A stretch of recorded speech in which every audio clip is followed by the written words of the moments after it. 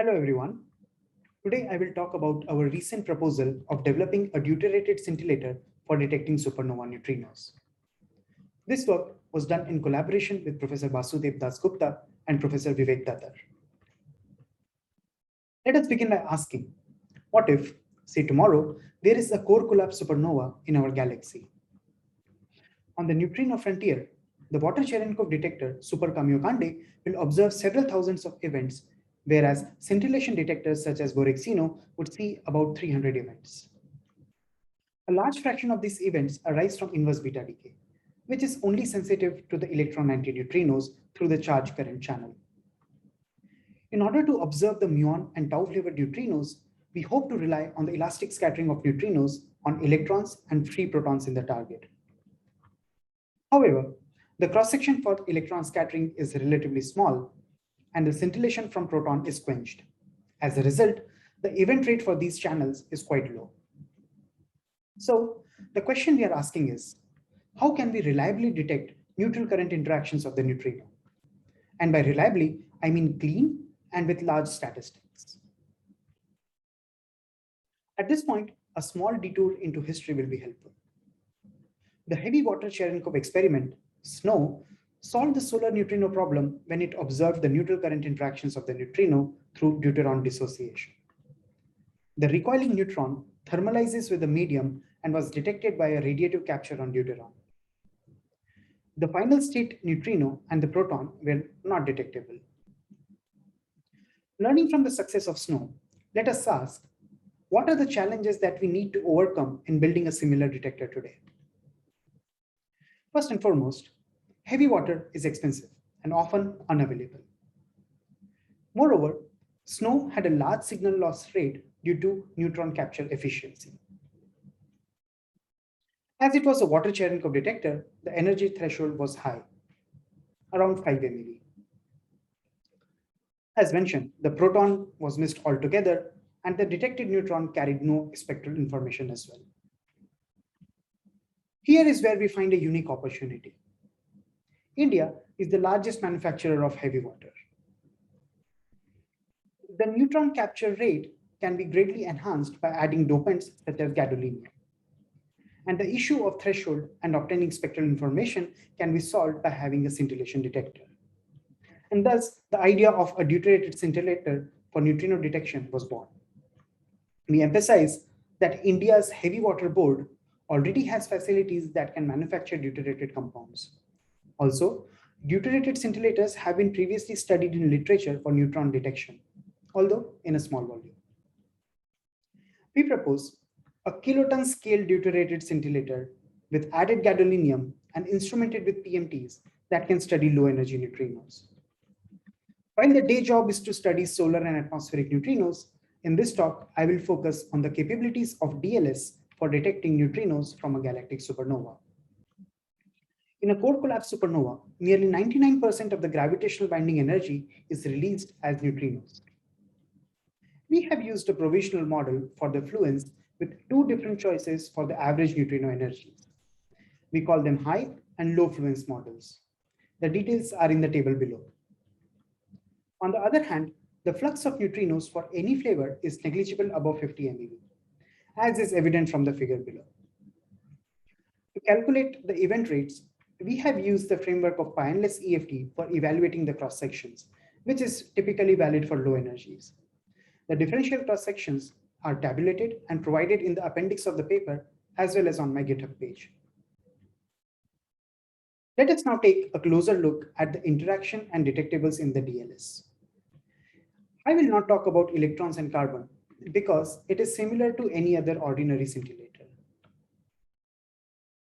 There are three major neutrino-deuteron interactions that will be discussed today and are listed along with their kinematic threshold in the table below.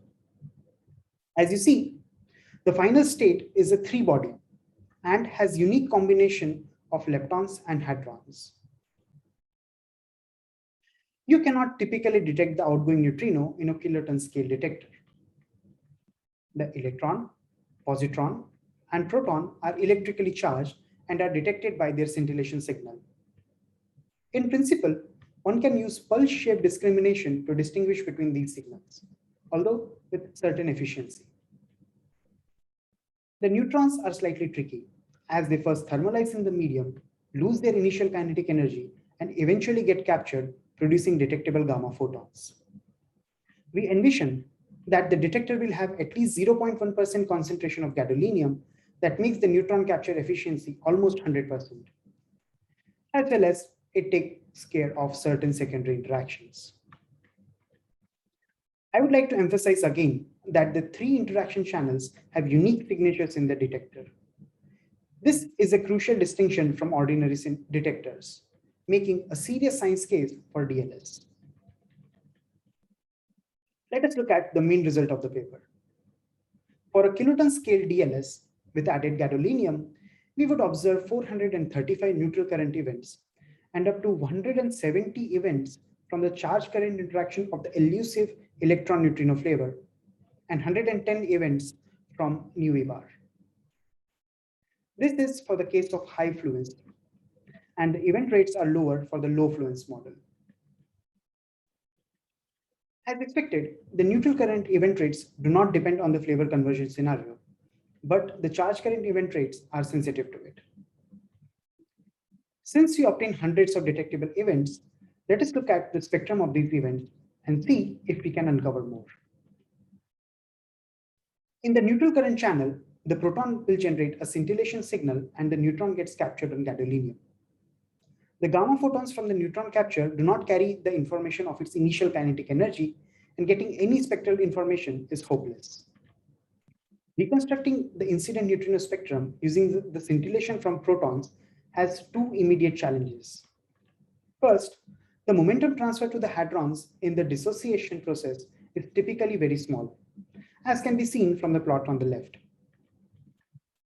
Moreover, due to photosaturation losses, also known as quenching, only a small fraction is converted into scintillation signal. As can be seen from the figure to the right, less than 10% of the energy is visible. Note that there is one-to-one correspondence between quenched and the unquenched energies. It means that at least in principle, quenching is invertible and not a serious threat to reconstruction. Let us now look at the event spectrum from protons. We find that a significant number of these are above the carbon-14 beta decay threshold at 200 keV. In the high fluence model, we find 84 out of the 435 protons are above threshold, and for the low fluence model, 50 out of 335 are above threshold. One must remember that these protons have an associated neutron capture signal that can be used to tag and get rid of certain backgrounds. Looking at the energy distribution of these events, one can reconstruct the incident neutrino spectrum as well. For the electron-neutrino charge current interaction, the scintillation from the electron is at a larger energies and has negligible quenching losses. Thus, it can be used to efficiently reconstruct the incident neutrino spectrum, although for the flavor electron-neutrino only. I would also like to mention that only liquid argon detectors such as DUNE will have reasonable sensitivity to this channel. The scintillation from protons will be a fraction of the electron signal. Moreover, these signals will overlap in time as well. It seems a priori that segregating these signals will be very tough, and we encourage detailed simulations that will reveal more about this. The event spectrum for nu bar is similar. Even though the neutrons can be tagged there, this scintillation, this channel will be detected by Super Kamiokande with much better statistics. The details of this channel can be found in the paper. Let us take a moment to discuss the secondary interactions, which are very important. Without gadolinium, the final state neutron will undergo approximately 1000 scatterings before getting captured on either deuteron or carbon nucleus. We find that a significant number of recoiling neutrons have initial kinetic energy larger than the deuteron breakup threshold. For example, in the high fluence flavor equilibrium scenario, we see that nearly 70 neutrons could potentially break up the deuteron, whereas for low fluence no oscillation scenario, the number is 34. While a cascade seems extremely unlikely, this breakup can mimic the neutrino-induced dissociation.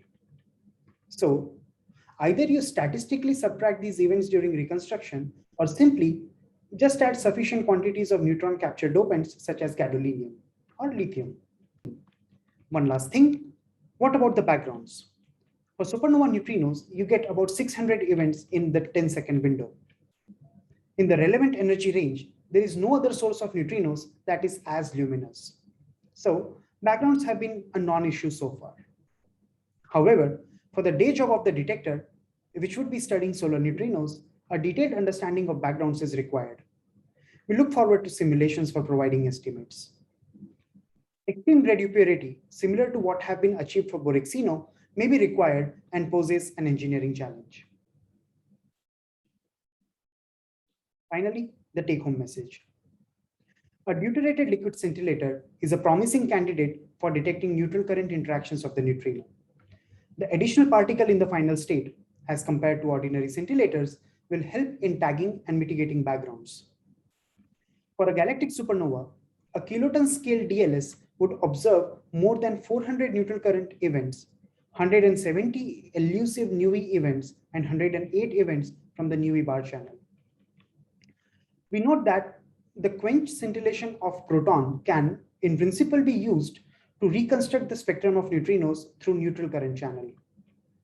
Subtracting the NUI and NUI bar fluence inferred from their charge current interactions in the detector will reveal the spectrum of non-electron flavors.